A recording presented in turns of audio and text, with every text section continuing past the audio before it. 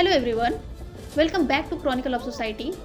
Picture this, you wake up tomorrow morning, head to the petrol pump and see 130 rupees per liter flashing on the display. Your jaw drops, but that is not even the worst part. 78 people dead in a single night. Nuclear facilities in flames, oil prices jumping 7% overnight, stock markets crashing worldwide, and sitting thousands of miles away, 8.5 million Indians in the Gulf region are now wondering if they will have jobs tomorrow. What I'm talking about is not some Hollywood movie. This is the devastating reality of the Iran Israel war that erupted on June 13, 2025. And if you think this is just another Middle East conflict that won't affect you, you are about to discover how wrong you are. I am Suddhi and today we are diving deep into Operation Rising Lion, Iran's most devastating strike on Iran in history, and more importantly, how it is about to change your life in ways you never imagined. Stay with me because what you are about to learn will completely transform how you see global economies and India's future. The night that changed everything. Let me take you back to that fateful night of June 30, 2025, 3 am local time. While most of the world was sleeping, Israel launched what they called Operation Rising Lion, a precision military strike that targeted Iran's nuclear hut. This wasn't just another airstrike. Israeli forces simultaneously hit multiple high-value targets across Iran. The primary target, the Natanz uranium enrichment facility, Iran's crown jewel of nuclear development. But here is what made headlines worldwide. They did not just hit buildings, they eliminated Iran's top military commanders, including Revolutionary Guard leaders Hossein Salami. According to Fars news agency, 78 people died and 329 were injured in these strikes. But numbers tell only half of the story. Iran's response was swift and deadly. Within 24 hours, ballistic missiles were raining down on Tel Aviv, Jerusalem, and Haifa. The sound of sirens across Israel became the soundtrack of a new Middle Eastern reality. Iran made it crystal clear. This was just the beginning. Now, here is a question that is keeping world leaders awake at night. When two nuclear capable nations cross the point of no return, who really wins? And more importantly, who pays the price? The answer to that last question might surprise you. It is just you. It is just you, me, and every Indian citizen whose daily life is about to get significantly more expensive. The economic tsunami hits India. Here is a statistic that will shock you. India imports 85% of its oil requirements and one third comes from Middle Eastern countries. Let that sink in for a moment. We are not just a spectator to this conflict, we are economically handcuffed to it. The moment those missiles started flying, Brent crude oil prices jumped from $85 to over $95 per barrel. But here is what the news won't tell you. Experts are predicting it could hit $120 or even $150 if this conflict escalates further. What does this mean for your wallet? Your petrol bill could jump to 125 to 130 rupees per liter. Your cooking gas cylinder might cost 1200 rupees instead of 800 rupees. But that is just the tip of the iceberg. The Indian rupees is already under tremendous pressure. Our stock markets have seen massive corrections. The Sensex losing thousands of points in just days. Foreign investors are pulling out money faster than water draining from a broken tank. We are talking about lakhs of crores being wiped out from markets capitalization. But here is a human cost that really breaks my heart. Remember those 8.5 million Indian working in Gulf countries? They are not just numbers in a spreadsheet. They are fathers, mothers, sons, and daughters who sends home over $100 billion in remittance every year.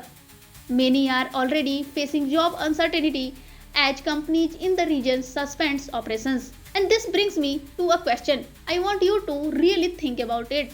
If conflict in a region thousands of miles away can make your daily essential unaffordable, how truly independent is our country? Drop your thought in the comments. The supply chain nightmare. Let me paint you a picture of how interconnected our world really is. That smartphone in your hand, the clothes you are wearing, the food you ate for breakfast, all of it depends on a complex web of global supply chains. And right now, that web is being torn apart. The Strait of Hormuz, through which 20% of the world's oil transits, has become a potential choke point. If Iran decides to block this route, and they have threatened to do exactly that, global oil supplies could be cut off overnight. Insurance rates for oil tankers in the region have already jumped 200 to 300%. Or pharmaceuticals industry, which exports generic medicines worldwide, is facing a raw material crisis. Many active pharmaceutical ingredients come from the Middle East are transit through the region. The textile industry already struggling with the post-COVID recovery. This now dealing with synthetic fiber price spikes and increased shipping costs. But perhaps the most overlooked impact in on our agricultural sector. Fertilizers costs are skyrocketing because many fertilizers are petroleum based, diesel prices affecting irrigation cost, transportation cost increasing the gap between farm gate prices and what consumers pay, or farmers already struggling with climate change and input costs are facing at another blow, the diplomatic tightrope. Now here is where it gets really complex for India. We are walking a diplomatic tightrope that would make even the most skilled acrobat nervous. On one side we have Israel, our defense partner worth over $2 billion in annual trade, providing us with critical military technology.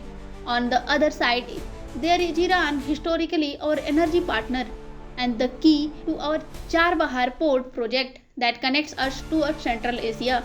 Then there are the Gulf countries, UAE, Saudi Arabia, Kuwait, where millions of Indians work and which supply us significant portions of our energy needs. Each of these nations expects India to take their sides. The United States, our strategic partner, expect us to support Israeli action. Meanwhile, Iran's allies expect us to condemn what they call Israeli aggression. China and Russia are watching closely, ready to exploit any diplomatic misstep we make. Here is what I am curious about. In a world where neutrality is becoming impossible, should India choose sides based on economic interest, moral principles, or strategic partnership? This is not just a policy question, it is about the kind of nation we want to be. Our Ministry of External Affairs has issued careful worded statements calling for de-escalation, but international pressure is mounting for us to take a clear stand. Every vote in the UN Security Council, every diplomatic statement could have lasting consequences for our relationship worldwide. The nuclear shadow. Let's talk about elephants in the room. Nuclear weapons. Israel's strikes have set back Iran's nuclear program by an estimated 8 to 12 months. But here is what experts are not telling you. This might actually accelerate Iran's nuclear ambitions. When you corner a nation with nuclear capability, you don't eliminate the threat. You make it more desperate and potentially more dangerous. Iran's nuclear scientists are intact. There is knowledge based remains, and their motivation to develop weapons trade uranium has only intensified. The Natanz facility suffered significant damage, but Iran's nuclear program is distributed across multiple secret locations. The Fordo underground facilities, built deep into a mountains, remains largely intact. Iran still has substantial uranium stockpiles enriched to 60%, dangerously close to the 90% needed for weapons. What terrifies nuclear experts worldwide is that Iran has now declared Israeli nuclear facilities as a legitimate targets. We are potentially looking at a nuclear standoff in one of the world's most volatile regions. For India, this creates multiple nightmares. Regional nuclear instability could trigger an arms race involving Pakistan and China. Our own nuclear doctrine might need reassessment. Most immediately, the threat of nuclear acceleration is keeping oil prices elevated and market volatile. What this means for your future. So, what does all this means for you sitting at home trying to plan your budgets for next month? First, brace yourself for inflation. Not just petrol and diesel, but everything from food to electronics is going to cost more. The ripple effects of higher energy costs touch every aspect of our economy. Second, if you are invested in the stock markets, prepare for continued volatility. This is not a short term correction, this is a fundamental shift in global risk assessments that could last months or even years. Third, if you have family members working in Gulf countries, stay informed about evacuation procedures and maintain communication channels. The government is preparing contingency plans, but family needs to be ready too. But here is what gives me hope. Crisis also creates opportunity. The conflict in forcing India to accelerate our renewable energy transitions, diversify our supply chains, and build more resilient economic structure. The pain we are feeling today might make us stronger tomorrow. Our startup ecosystem is already innovating in clean energy. Our manufacturing sector is exploring alternative supply routes, and our diplomatic corps is building new partnerships. Sometimes external shocks force the changes we needed to make anyway. The road ahead. Conclusion. As I wrap up today's analysis, let me leave you with this thought. The Iran Israel conflict is not just changing the Middle East, it is reshaping the entire global order, and India is right in the middle of it. We have seen how conflict thousands of miles away can impact your petrol bills, your job securities, and your investments portfolios. We have explored the diplomatic challenges that will define India's role on the global stage for years to come. But here is my final question for you. Given everything we have discussed today, do you think this crisis will ultimately make India stronger and more self reliant? Or will it expose vulnerability that take years to address? I genuinely want to know what you think. The next few months will be crucial. Oil prices, stock markets, diplomatic relationships, and nuclear proliferation all are in flux. Stay informed, stay prepared, and most importantly, stay engaged with what is happening in our interconnected world. If this analysis helped you to understand the complex web connecting Middle Eastern's conflict to your daily life, hit the like button and subscribe for more in-depth coverage. Share this with someone who needs to understand why global events matter for local realities. So this is all. Thank you for watching. Until then, stay informed, stay curious, and remember, in today's world, no conflict is truly foreign.